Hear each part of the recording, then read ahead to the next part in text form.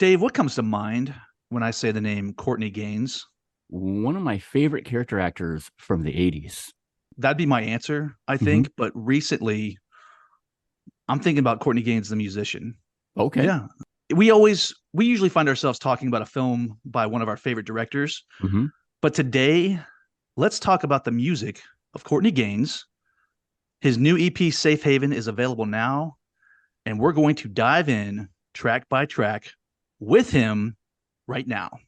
Awesome.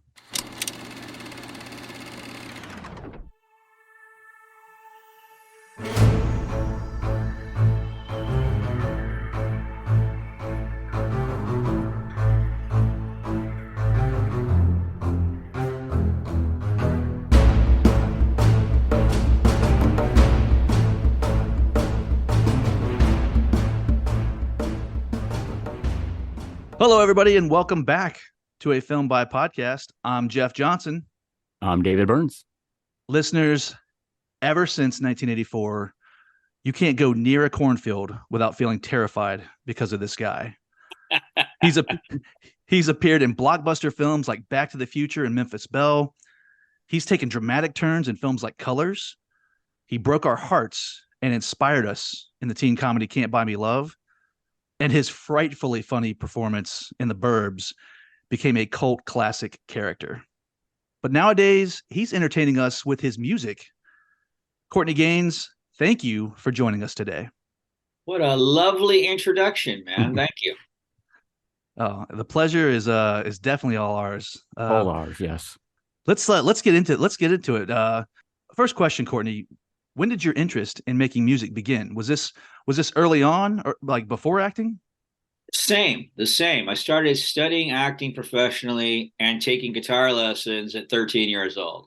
Oh, So it's Oh, kind of the okay. same. The trajectory obviously has been very different, though.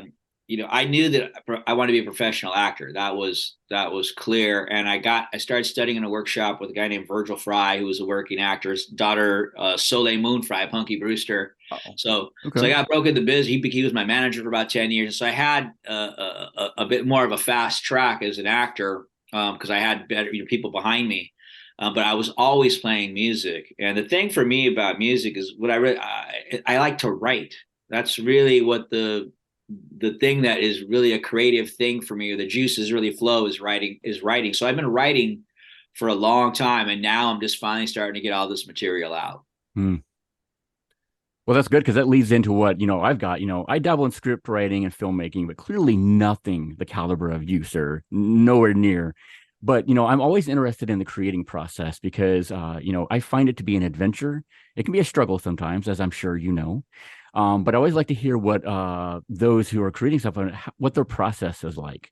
So what goes into creating your songs? Is it something that happened to you, or what's going on in the world? What does that look like? Great question. First off, that explains your like dramatic 45-degree angle shot up of you, the Exactly. director. I was wondering about that. I was like, this is very, very epic, you know. That's the director in me. I'm sorry. Yeah, I got it. I was like, yeah, nice frame there, man. Thank you. Yeah, so writing music, I think it definitely started off as mainly personal stuff and mainly things that I needed to get out. It gave me like acting class gave me a creative outlet to get whatever was inside of me out. Music is also that. Mhm. But as time goes on, you start to realize that there's more ways to write songs than just what's coming out of your personal inner side. You start writing stories, and this EP, Safe Haven, is all storytelling, and that's why I lumped all these Mhm. songs together and things I just Awesome. wanted to call some BS on. Of course. So, you start taking guitar lessons at 13. Was there someone specifically that inspired you, or is there someone currently inspiring you with I your think songwriting I, today? I think I'm glad you asked that question. I was actually just thinking about that again. I was thinking people don't ask this question, and it's a good question. I think cable just started going when I was a kid. Like there was the first thing was called the Z channel. I don't know if any of you guys remember that. It was like a Yep. Oh yeah. cable box that went to the TV. You Yep. had like what, 15 buttons you could Oh push. yeah. Oh, Fair yeah. enough. Uh-huh. Yep. but there was all this content all of a sudden available. And I remember the two things, I'm not saying this was the influence, but I remember Rocky Horror Picture was on all the time. And I was like 13 going, what is this? I don't understand. He's a man, but he's dressed like a woman. I don't transsexual from what is that? But that played a lot, but also Woodstock played a lot. Oh, and okay. I remember Woodstock, the first time I saw that, it just blew me away. I mean, from the jump, Richie Havens, freedom, freedom, just like, what is this happening? And I lived on a hill in Echo Park in Los Angeles where it was still kind of hippie, and but that was where the movement happened, where the movement exploded. Obviously, was Woodstock, and just so much incredible talent on that movie. I think that was the first sort of rock and roll explosion in my head that I was like, that's cool. I want to do that. Dave, he mentioned Rocky Horror. When we finish up here, don't let me forget. We gotta tell him something about Rocky Horror. It already crossed my mind. Okay. As soon as you said it, I'm like, oh my God, Courtney, I cannot believe you mentioned that. There's a Courtney Gains Rocky Horror connection that we have. I can't let that go. I'll remember that too. That's good. Yeah. I'm getting older. I might be, what are we talking about? So Courtney, let's talk about Acoustic Gains Volume 1. Can you tell us a little bit about how this project came about? Yeah, so it came about like everybody else during the pandemic, going like, holy shit, who knows how long I'm going to be around, like what matters to me. And what came up was music. Because I had said I've been sitting on a lot of music for a lot of years, and I was like, I really got to start getting some of this material out. And it also gave me time. Again, we all had time on our hands, started going down rabbit holes and realizing that you can get a setup in your house now really cheap to track some stuff, So I put together a little home studio and I started tracking, which was also a great education for myself. And that's how that album came around. And that album is definitely a much more personal. Being it's acoustic, it's a more personal, more inner reflective type stuff. But that was the first project I kicked out. And then my previous band, Ripple Street, again, through technology, they weren't living where I'm living. We tracked 4 songs that we also put out during that time, including a song we put out on January 6th called The Great Divide, talking about how, they tell you got to choose this, or you got to choose that. You got to choose this, you got to choose that. But, divided they conquer, united we stand. I mean, just a simple positive message to go like, you don't have to go here or here. You don't have to go all the way to the left. You don't have to go all the way to the right. Most of us are right here in the middle, Yeah. There's one track, you talk about your writing process and how some of it's personal. Can we talk a little bit about There Was a Time? Because man, the first time I heard that, it had such an emotional impact on me. And I would love to hear a little bit about that song, like what you were thinking, how that song came to be. There was a time I met the girl of my dreams to a wedding vow on a mountaintop. Had us a child, a beautiful baby boy. Yeah, that song. It was sure. I had a child and got married in 92, and that was a certainly, to me, there's sort of like life before I had a kid and life after I had a kid. Your life just changes, your whole perspective on what you're doing and why you're doing it. At that point, after that, acting and everything was ultimately it was to keep a roof over our heads, right? It was is I got to get work because we got to get paid. Because before I was like, well, where's couch? I can always sleep on someone's couch. But now you got a kid, you ain't sleeping on nobody's couch. You better keep a roof over your. You're a father now. Your job is to provide. So it was just after having a child and getting married. That was sort of like after that whole '80s run and everything was sort of when I grew up. And so that was what that song was reflective about, is when I was a kid, the full circle of when I was a kid to getting married and having a kid. I'm going to tell you, like, I think sometimes we hear a song or we see a performance or we see a movie and it hits us, maybe we're not ready for it. And the first time I heard There Was a Time, it did have this it did hit me emotionally. I don't mind saying it. I kind of teared up a little bit. And I was like, Nice. it made me reflect on my life and like Yes. what I've done and what I still want to do, Yes. and so yeah, I just want to thank you for writing a song like that, because Oh, that's beautiful. it's That's sensational. I know you were like, you guys excited to have me here, and like that's Mhm. making your day. Well, that just made my day, brother. Thank you. Awesome. I tell you, Jeff hit it right there, Courtney. It's music is like an escapism. When you're listening to it takes you somewhere else, and it helps you leave the problems and troubles that you're having in the world. And as an artist, you are able to create something to not only make it happen before your listeners, but it allows your message, to come across. And clearly, you have done that with all of your music. And Safe Haven is it definitely, we're going to dive into that, but it really did it for me too. Oh, thanks, man. But same thing with movies, right? I mean, movies are a place for people to get away from their problems in the world as well. I mean, that's what I think art, elevates. Sometimes just escapes, but sometimes elevates. But that's why it's a valuable, a valuable thing in society. It's sort of the like why do we have to dream, right? Like why do we have to go to sleep and why do we have to dream? Because we have to process all this shit. Right.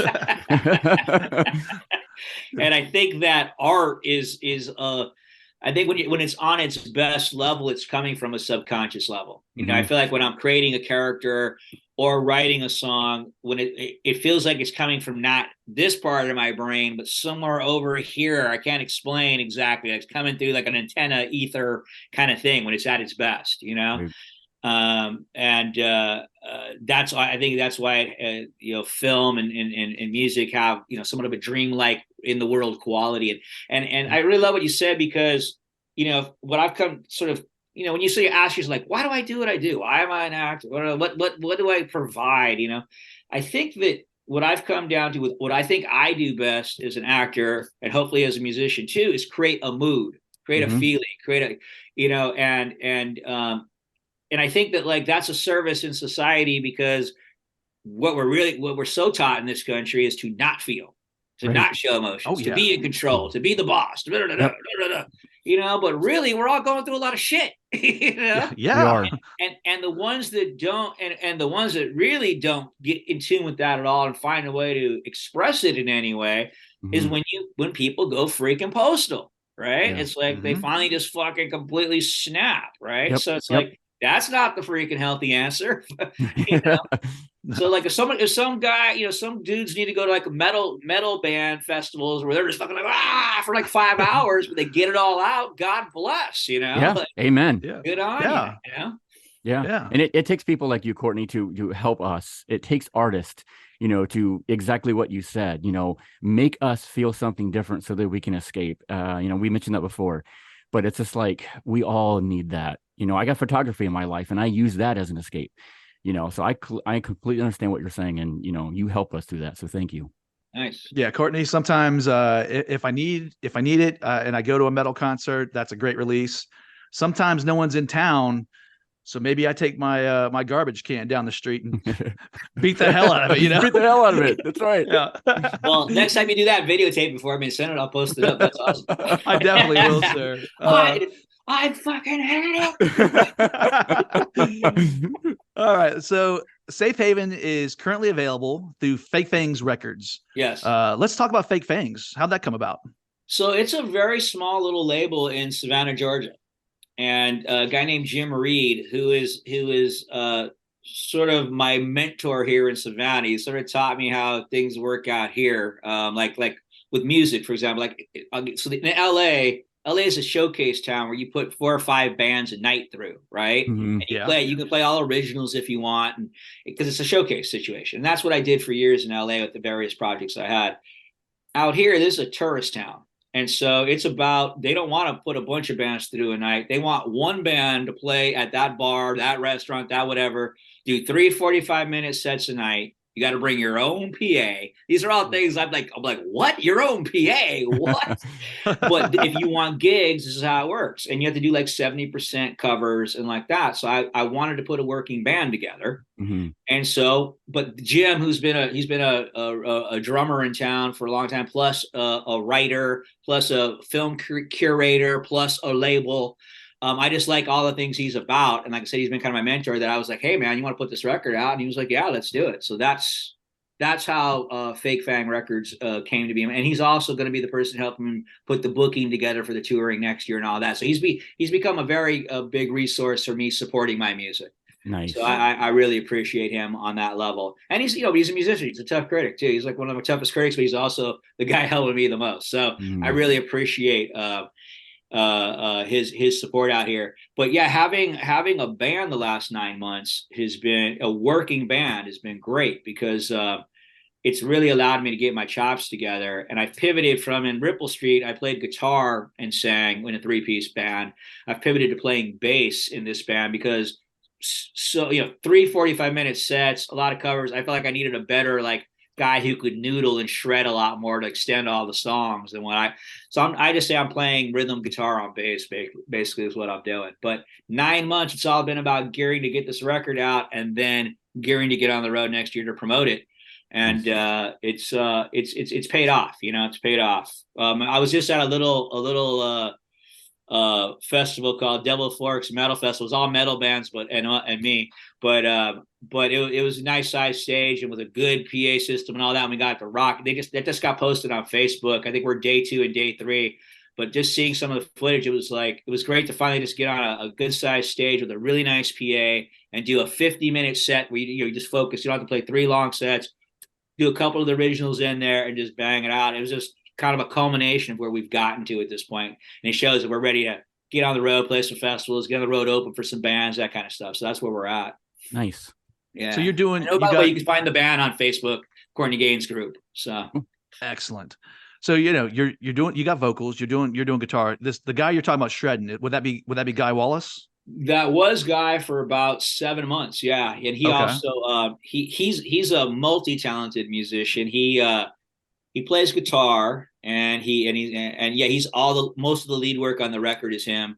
But he also is a very, very good keyboard player, and he added some keys on the record as well. But he's made his living majority of the last maybe decade playing keyboards for bands. And but he also plays harmonica. And so for the first 7 months, he brought a lot to the table. He was a one-man band. He could, if you want to play an acoustic tune where you can play some harmonica, or you want to play Werewolves in London, you could jump on keyboards.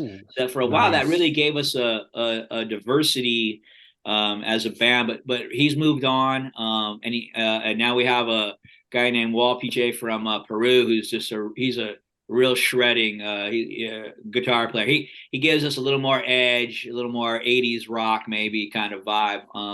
So it's taken us in a little bit different direction. That's what's so interesting about when you have a small 3-piece band, and particularly whoever the guitar player is going to greatly influence what you sound like, because they have to carry a lot of the weight, Yeah. Because there's only 3 pieces. But back to Guy, he also he was instrumental in helping. He did the mix on the record. And that was a lot of work because I tracked the vocals, rhythm guitar, and bass guitar all on my own in my own little studio, and it wasn't all completely fleshed out. So we had to go in and do some editing and some splicing and dicing. It wasn't all just like, oh, here's the song beginning to end perfect. It was like, or he'd add some lead work, and I'd be like, some of that's too busy, but I like this one thing. Like you heard on like Look Out. Da, da, da, da, da, da, da. I like that a lot. I was like, let's put that like through. He's like, what? I'm like, just try it. Hit it here, hit it here. And he's like, oh, I get it. Okay, now cool. So we did a lot of surgery to put this record together, which made it take a little longer. But you're trying to figure out how to get something you're happy with in the end. Oh, that sounds good. So it does. Thank you. You did it. You did it. Thank you. How is it playing with Christopher Angeletti? He is awesome. So both him and Guy that's how we got guys. They knew each other from Connecticut. They're both Connecticut guys, Massachusetts guys. And Chris is a very schooled drummer, and he's, when I first met him, I already knew a little bit about him and such. And then I knew he played like in some really well-established prog bands in Connecticut. And then I was like, okay, man, like this is a rock band, need more meat and potatoes, dude, not like crazy Phil dude all the time. Just like, I understand what you need. And he's been great because again, he's been at it 20 plus years, and this is the first time I've really been quote unquote just the band leader. I've been in bands and I've been like maybe co-lead, but there's like it's all on me. I got to find the gigs, I got to pay the dudes, all the responsibilities. But he's been there before, so like when Guy left, I'm like, oh man, what are we gonna do? He's like, it'll work out. We'll find somebody else. Like he's because that's the nature of the beast. But he's been at it 20 years. For me, it's a little bit of a new curve. So he's been a great steady, like a good drummer, a great steady force behind me. Just keep pushing it forward. He's always been very positive. But what's cool is now that we're taking on some like for like this metal festival, it's like, well, we got to play some a little bit harder. So like, let's play some Sabbath War Pigs, and he could do all those fills, like I can't play like Geezer Butler at all. I'm like playing, I'm keeping it simple, stupid, and singing, But this guy, he's like, he's ward back, I'm telling you, you can see the video, man. This guy, he can play. So it's been great that we've been able to unleash him a little bit and let him do all his skills. But yeah, he's great to have in the band. He's just a very positive influence and a very solid, talented drummer. I'm surprised to hear like when you're doing these gigs, like they want 70% covers. What are your go-to covers? Like what like the ones you enjoy playing? What are Courtney Gains' go-to covers? Well, that was the one thing. It's funny because when I first started doing all of this, because again in Connecticut, I guess they're like really strict about like you got to do the covers the way the covers are. Wow. And I don't know that, right? I come from LA where I can play whatever I want, right? And so when I decided if I'm going to do covers, I got to do covers I like. I'm not going to do covers because I'm supposed to. And I'm going to do them the way I want because that's, to me, one, my skill set level. Two, artist interpretation is what makes you an artist, at least in my opinion. Yep. So I figured I'm sticking to those guns. So that's what I did. And again, Guy was a little like, I don't know if it's going to fly. And people reacted very well. And he was like, oh, this is great. Plus, we're playing a lot of blues. He wasn't sure because Connecticut nobody likes blues. But out here, people do. And matter of fact, Jim plays in a really good band called the Eric Culberson Band. He's like the big fish in town blues player with his bass player, Big E, who's like this guy who's like just a beast. That's where we got our start. We'd go to their Tuesday night jam nights and we started working up. Like we could play like 3 songs a night, work up our material. So that by the time we got that opportunity, we'd gotten some sets together. Thank God. We'd have been ready to jump into that pond. So that was a big jump for me to play. I used to play like an 50-minute set, maybe a 45-minute set. To jump to 3 45-minute sets was like a big, like, whoa. But to answer your question, I'll give you an example. First song we open with is Desperado, but I don't do it like a ballad. I did a little more up tempo. And so it's a little more, I don't know, it's a little more, it's a little country rock, I guess you could say. Okay. But I love the song, but I'm not really into doing it as a ballad. So I just pick the tempo up a little bit and do my own thing. And I say this a lot in the sets, like you'll recognize this song eventually. Like we do the Clash's Should I Stay or Should I Go? Now, when I started learning that, it's a great song. But when I started learning the song and I started learning the bass part, I realized the bass part was very 50s. If you really just isolate it, if you think about it, but it's so disguised in punk and attitude. Yeah. You don't notice it. But when I learned the part, I noticed it, right? Yeah. So I was like, this is interesting. So I start now with like a little 50s kind of groove in the beginning, and then we drop into the tune, and then we play it. But I know that like as a cover band, you're never gonna have the attitude of the Clash. Like that's what it's the moxie of the band that makes it them, right? Yeah. So if you try to do that, it's just gonna be cheese, right? That's in my opinion. So I try to find a way to make it mine. And one of the things we do, again, we finally do the first chorus, we do the double drum part. But when we drop back in the second time, after I do another again, like 50s, like we drop in and we only do one hits where it's more of a 50s kind of thing. It's just kind of sending a message like, do you realize this song's rooted in rock and roll? It's punk, but when you break it down and you listen to this bass line, it's rooted in rock and roll all the way back into the 50s. And that's what I mean by interpreting stuff, Yeah. Awesome. Well, Dave, let's take a quick break. And when we get back, we are going to go track by track with Courtney on his new EP, Safe Haven. All right, we are back. Courtney, are you ready to go track by track and give us a little insight on Safe Haven? It's about to shift to a music by Courtney Gains, not a film by podcast. Yes, That's right. Oh, I love it, Dave. Wouldn't have it any other way, Courtney. Yeah. So let's start with the title track, Yeah. Safe Haven.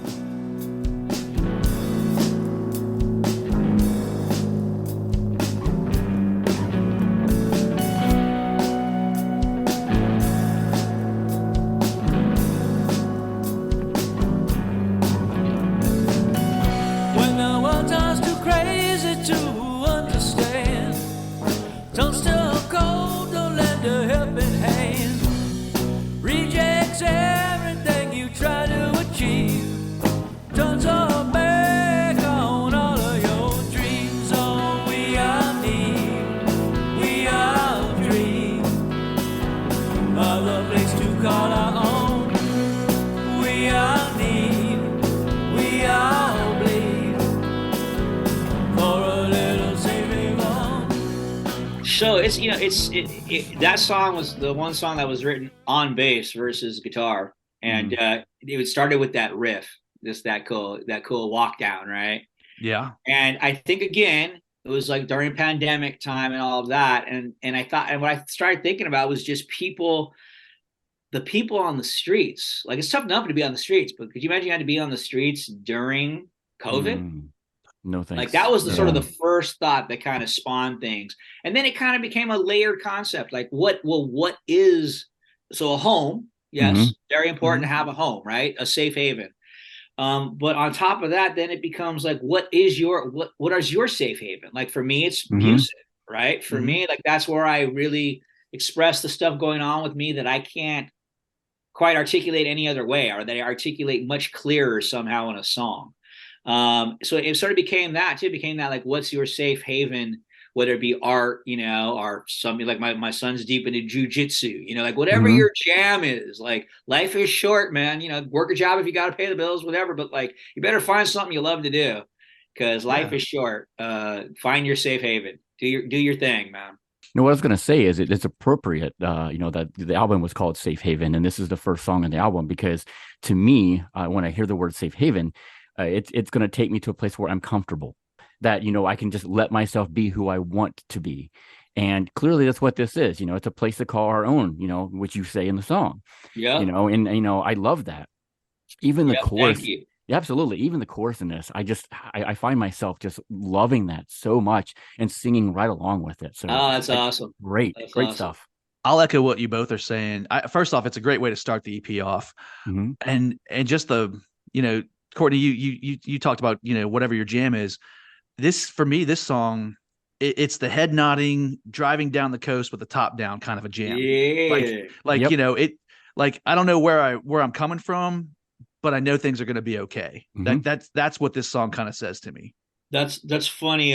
This guy I worked with, Mike Gallagher, who has this amazing double EP called, based on H.P. Lovecraft's Dreams of the Witch House. I know we're going to talk about that at all, but all these metal guys are on it, Doug Blair and all these just amazing people. He called like my stuff in Ripple Street cruise grunge. That was his. That's exactly. It's like the kind of stuff you put your top down and you go up the coast. So you're picking up on my groove. That's my groove, I guess. Excellent. Yeah, it's a good groove to have, man. Let's talk about track number 2, The Healer. I will heal you, make you feel brand new, with a little incision from mine.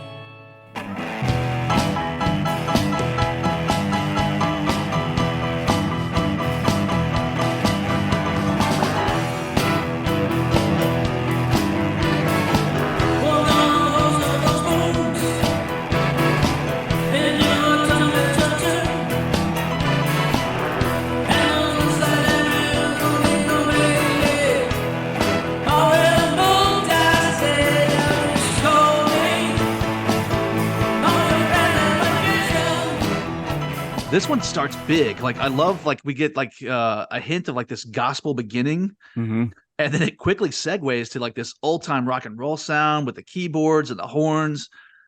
It's jamming, man. Yeah, well, again, Guy gets all that credit with the keyboards and the horns. That his wife is one of the horns on that. He found a trumpet player he works with, and he really elevated the song and fattened it out.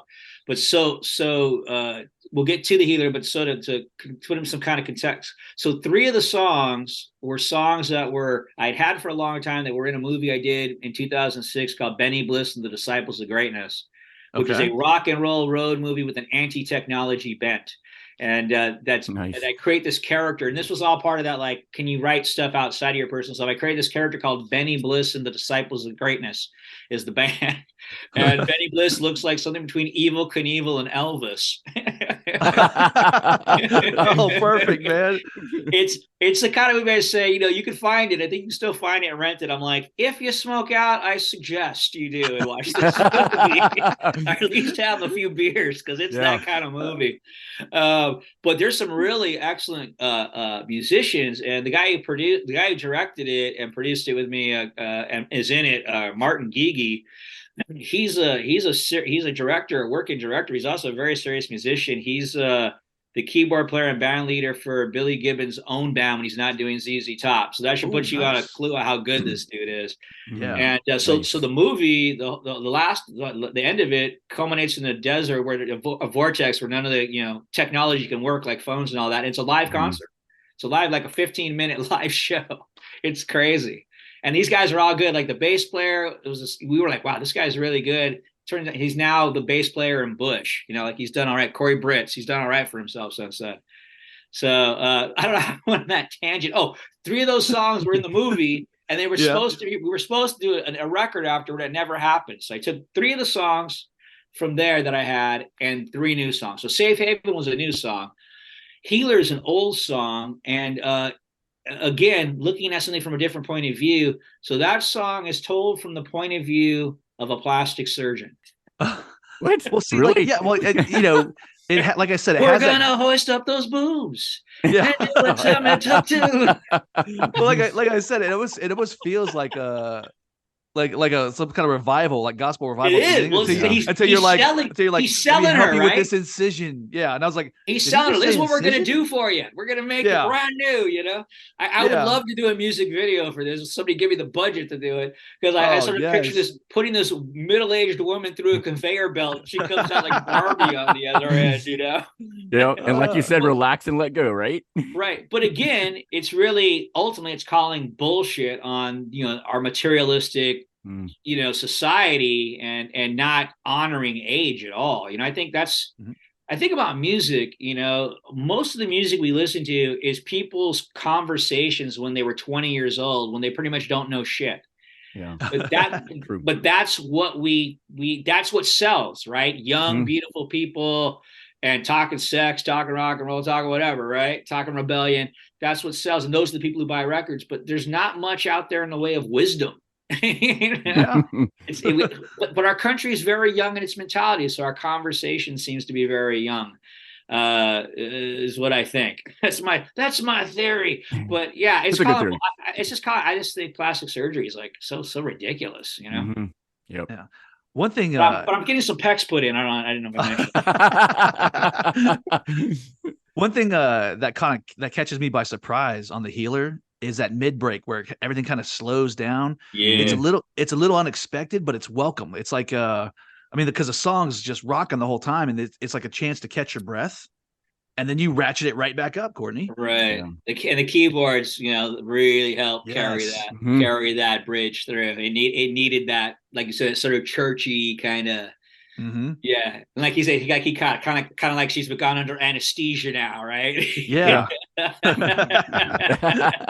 And then God is going to go to work, because that's kind of what I sort of see these dudes sort of think they are. They sort of think that they're better than God's creation. Like that's kind of what rubs me about it. It's like, look, not everything God makes is perfect, but it's insanely amazing, right? It's like, and that's sort of what Benny Bliss is about. The same thing is that the character via electric shock treatment gets a message from God that God's getting lonely because we're paying attention to all our devices and not creation itself, which I think is only gotten 1,000 times worse since that movie was made. Mm-hmm. It's like, it seems to be like, I don't know, it seems like we take the planet, Earth, nature, like for granted, like it's pretty freaking amazing, y'all. Like, pay attention. Yep. Mm-hmm. You got me on my pulpit now, man. Yeah. Dave, I'm going to look into financial backing because I would love to see you direct a video for this song with Courtney. Let's do it. Absolutely. The healer. Awesome. Yeah. The healer. Yes, let's do it. Yes, we can make it. Let's talk. We can make it happen. We'll find a way to scrounge a couple dollars together, get me in a white smock. We're gonna host I would love every second of that, Courtney. Every second. Yeah, it's with like it's girls in the background, Yeah, absolutely. Oh gosh, yes, Dave. Okay, we got to make this happen. Now, just to sell that more, now you have to watch Benny Bliss because you'll see with that character alone where we could go with this.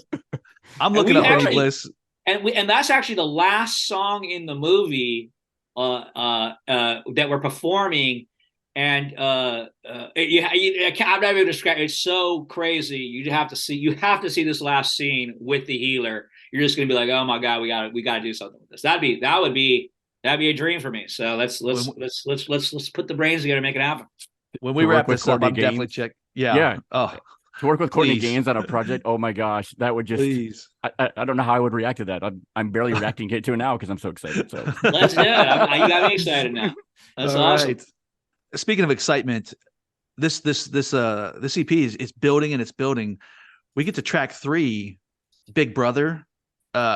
Courtney, my notes. I'm looking at my notes here, and first thing I wrote is "Now we're cooking!" ! It opens with this mean guitar and this howl that you give us, and it just, man, I love it.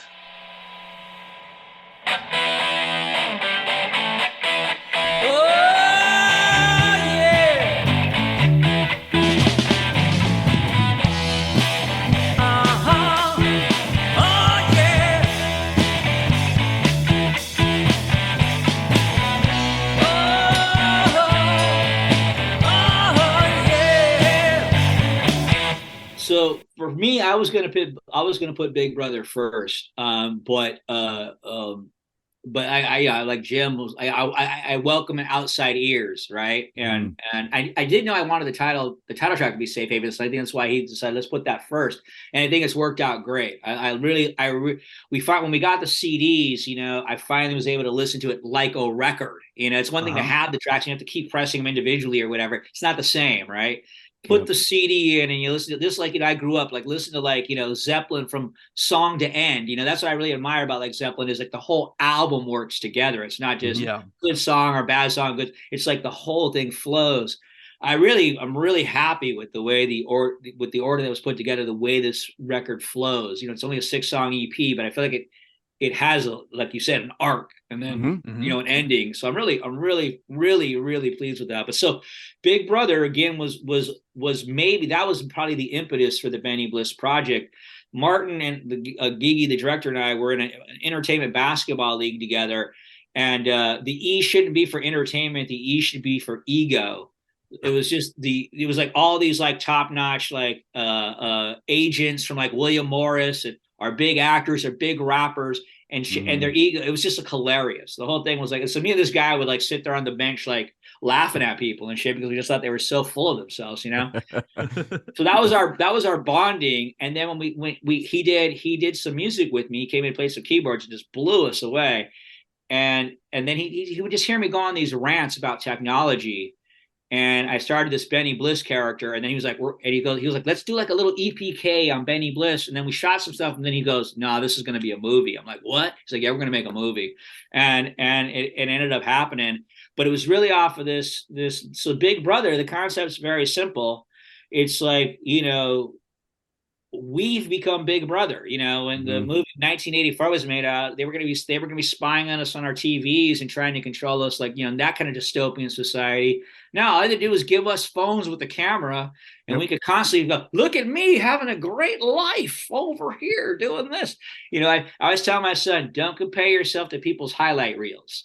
Yeah. Ooh, good point. How often do you see on these like Dateline? I love Dateline and shit, right? But how often do you see on these shows like somebody's like, you know, some blogger showing how great a life they have, and then they end up murdered by their boyfriend or something, right? It's like it's like the people who are looking like they have too great a life are covering the fact that like life ain't so good. It's like, stop doing that shit. Deal with your fucking issue. You got a psycho boyfriend. Get the fuck out of the relationship. You know? But it's true. It's true. So we've become our own police. You know, we're constantly filming each other, or if somebody's having an altercation. Oh, let me get that so I can take this to court and use it. It's like we've become Big Brother. So that's the line. Who knew Big Brother would turn out to be you? Right? Yeah. It's an interesting point you make, because we're in a time now where if you saw someone in trouble or you saw someone being assaulted, nowadays most people's reaction isn't to go help, it's to start recording, to film it, and to film it. Yeah, you're absolutely right, man. It's gotten to the point where you know, everybody thinks it's all a movie, you know. And I remember even dealing with that when I was, you know, younger. Like obviously, you know, like Children of the Corn was such a splash that, you know, I couldn't go anywhere after, you know, when I first got it. It really freaked me out. But where I realized it was the worst was what I call mall people. Like if you go to a mall, like I try to avoid malls, because mall people to me are people who like things, right? They go to the mall so they can buy stuff, right? I'm not a big stuff guy. But when they would see me, they would treat me like an item. Like they'd grab me by my arm and try to take me to their friends. I'm like, what are you doing? Like I'm not just because you paid like, you know, fucking $10 or whatever to see me in a movie, I'm not a fucking thing. Right. You know, they come in, now say the line. Say the, you know, like, what the fuck, you know? It's like, I don't mind talking to people, and I don't mind, you know, like, but I don't like when you treat me like a thing that then is to do a dog and pony show with because you paid a couple bucks to watch my movie. That's another animal, you know? Yeah. So maybe that's a song I should write, Mall People. Like there you that. go. Ooh, Mall People on the next one. Yeah. Well, I'll tell you one thing about Big Brother. Mall People, our second video together. There we go. Now we're rolling. We're cooking, man. We wouldn't have trouble finding an abandoned mall. That's for damn sure. There's tons of those now. Yep.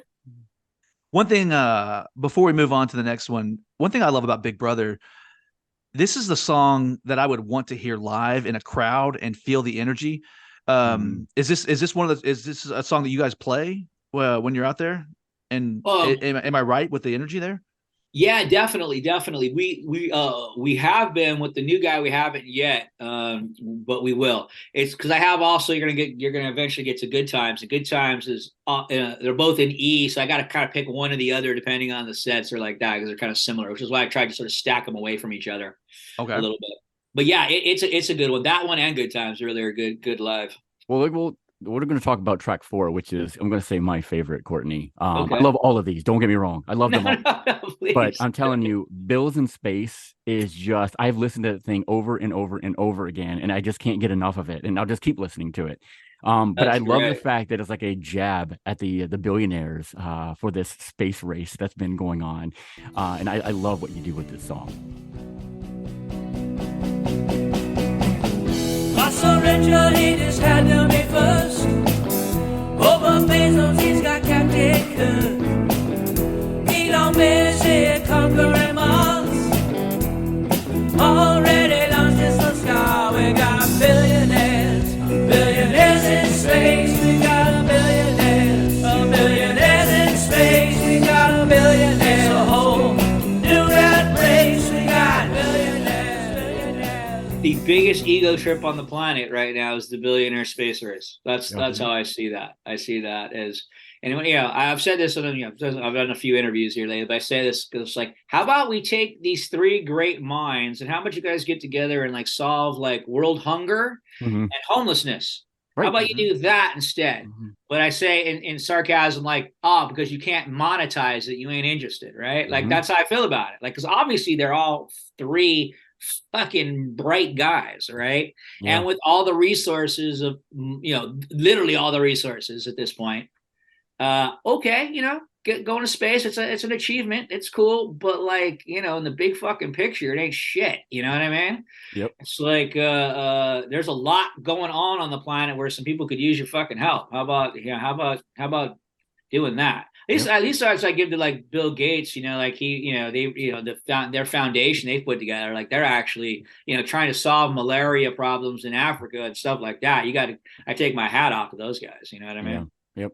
Absolutely. Because ultimately, philanthropy is when you've made it that big. Philanthropy is the last frontier, and the question is like, what are you really going to leave behind? What are you really going to leave behind? And I guess if the planet explodes and Elon Musk managed to get some people to Mars, then okay, he fucking did a good thing. But or did he? Or did he, right?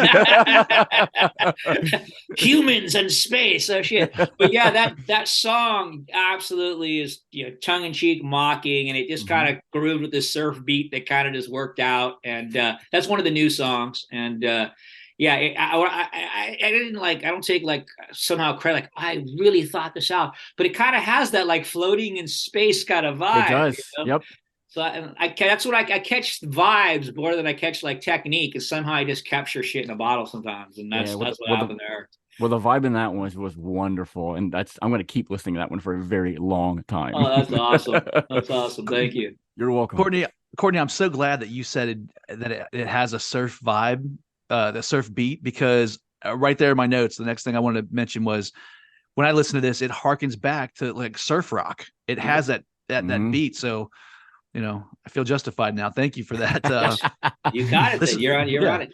Yeah. And I don't think heavily about like, oh, I'm going to write a surf beat song or something. It's just again, things we've all been influenced by. When I think about influence, I don't think specifically like, oh, I heard this song and I want to write a song just like it. There are people who do that, and that's fine. But again, stuff gets in our subconscious and it finds its way back out. It mutates and finds its way back out into your own interpretation. Yep. Yeah, Bills in Space. I feel like it would be right at home on a Quentin Tarantino soundtrack. Oh man, like that would be like a dream, right? That would be awesome. I could see one of his protagonists, like one of those quiet moments, and just hearing Bills in Space in the background or hearing it on the radio. It gave me that kind of vibe too. You're right though. That might be, I've been fortunate enough to have a few songs in movies and such, that's cool. Because, obviously I've been in the industry, so sometimes people like, hey, you got a song, or like, hey, would you be in this? But like, we'll throw you a tune, or sure, or whatever. Like I have a song, a little tiny movie I did a cameo in called American Bigfoot that I ended up running into the producer at this concert we just did in North Carolina. It's a song from Ripple Street called Going Places. It ended up being the title track at the end of the movie, which to me is the primo spot, where the title's at the end of the movie. Yeah. So it's always cool when I always get jazzed when a song of mine's in a film. That's really cool. But I think maybe out of all the songs, maybe you're right. Maybe Bills in Space would be the one that would find a home first. So it would be. Maybe so. It's funny that you mentioned American Bigfoot, because I'm a big Bigfoot fan. I saw that. I've not seen that movie yet, but I'm going to go see it. It's like, Courtney made a Bigfoot movie. I got to go see this movie now. I have this little cameo I literally shot in like my backyard about like, playing like a dude like, yeah, I saw Bigfoot. That guy. Awesome. Okay. Oh man, great. One thing I've always been a fan of, and it's probably why I've just played Acoustic Gains Volume 1 so much. I love the acoustic guitar. And let's talk about the fifth track, Lookout.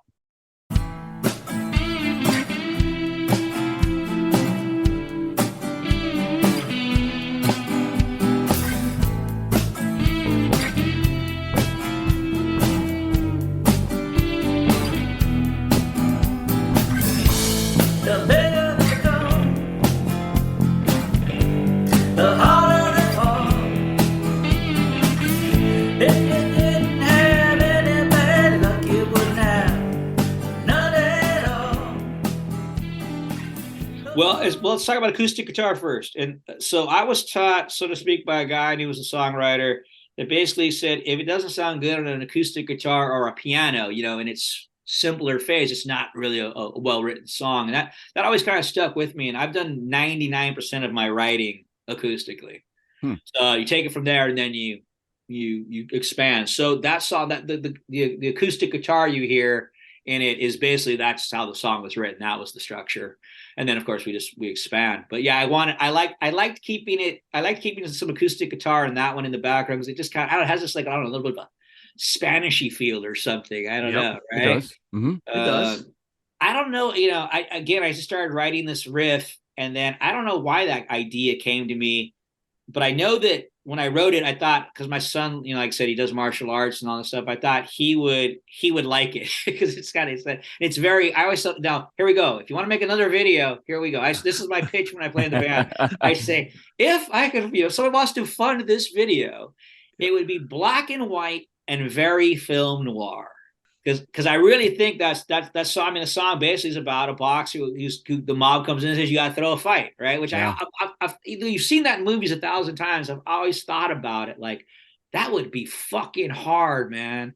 That would be really like there's really nothing more putting your ass on the line than getting in the ring, right? Whether it be UFC or boxing, right? I mean, it gets down to like just, you're really risking your life, right? And your brains and it takes balls and you're also trying to hurt people. It's like the most primal thing. We all watch it because it's a fucking train wreck, right? Right.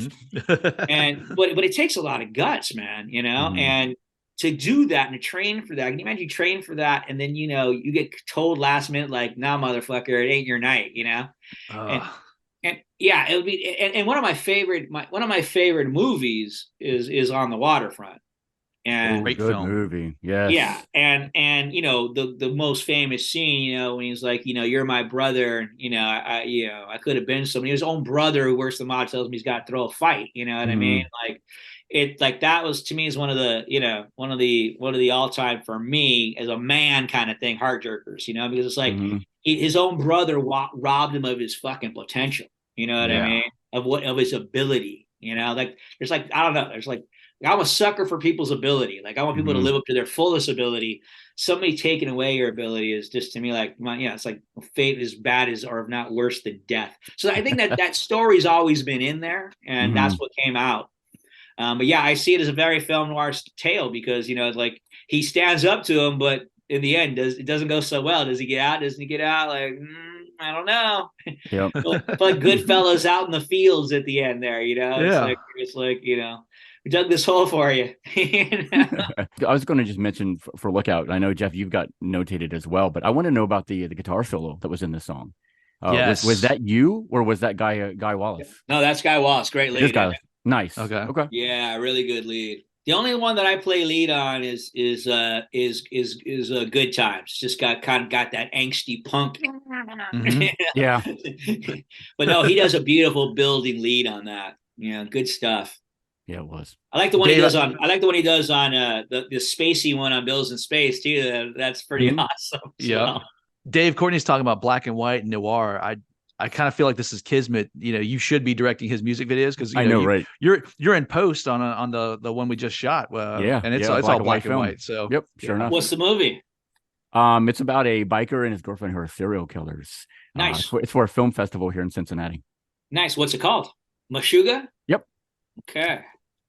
And nice. once the film festival is over, it will be put out everywhere for everybody to see. We just can't put it out until the film festival's done. Of course. Good, man. Play by the rules. Congratulations. Thank you. I appreciate that. Thanks, man. So let's do talk another about biker movie because I'm ready to go now. Absolutely. What's up, man? Courtney is now on the short list for all of our projects, Dave. That's right. and I'm okay with that. I am okay. I'm very okay with it. Let's talk about Good Times. This is how we I think we skipped one, didn't we? Or no? No, look out. No. That's all six, look right? out. Yeah. Okay. Yep, all six, yeah. Okay. So Good Times, you talked about your lead guitar. My first note here was this one feels a little rowdy.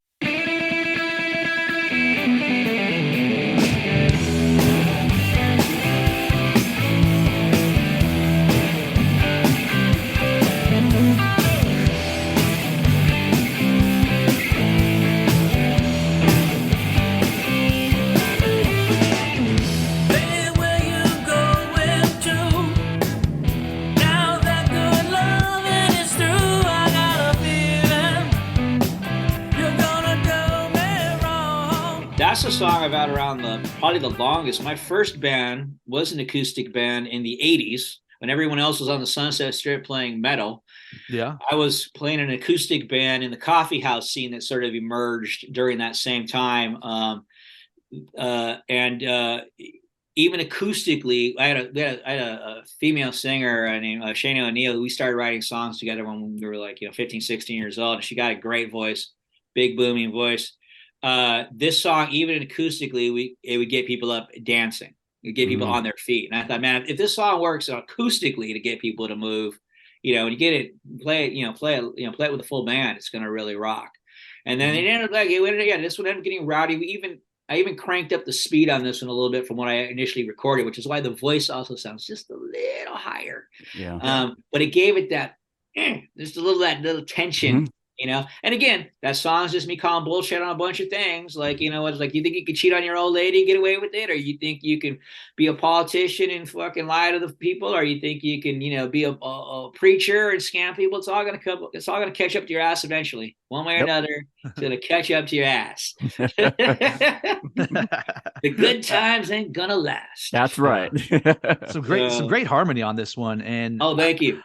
I feel like this is a song, we're talking about how it's rowdy, it's gritty, it's definitely it's a little meaner, a little louder. This is the song, like, I feel like if the band is playing this song and a fight breaks out at the bar, it's like the barroom brawl, like very appropriate. This is the appropriate song. Like like a glass bottle flies by your head as you're still playing, and that's what this one gives me at this festival. So like I said, we're playing a lot of gigs in Savannah where it's like we're playing bars, we're playing restaurants where we're like background music. Some people know who I am, some people don't. They're not there to see me, right? Which is great. Yeah. It's like it's a real true barometer if somebody likes something or something.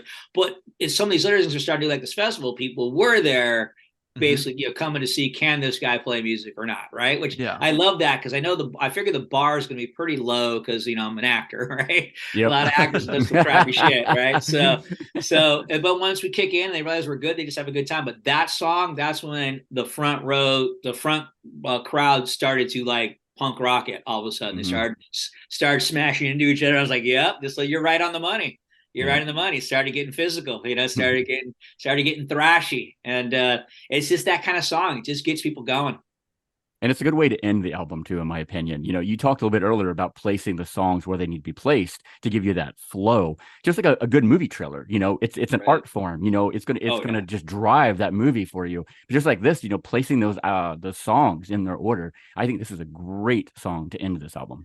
Yeah, that one I was pretty firm on. That was the one where I probably said, "No, God's got to be the end. Figure out whatever else you want. That's got to be my end," because it kind of brings it all back to the end. About what we've been saying the whole time. All this bullshit, all this nonsense y'all been doing, it ain't gonna last one way or the other. Yep.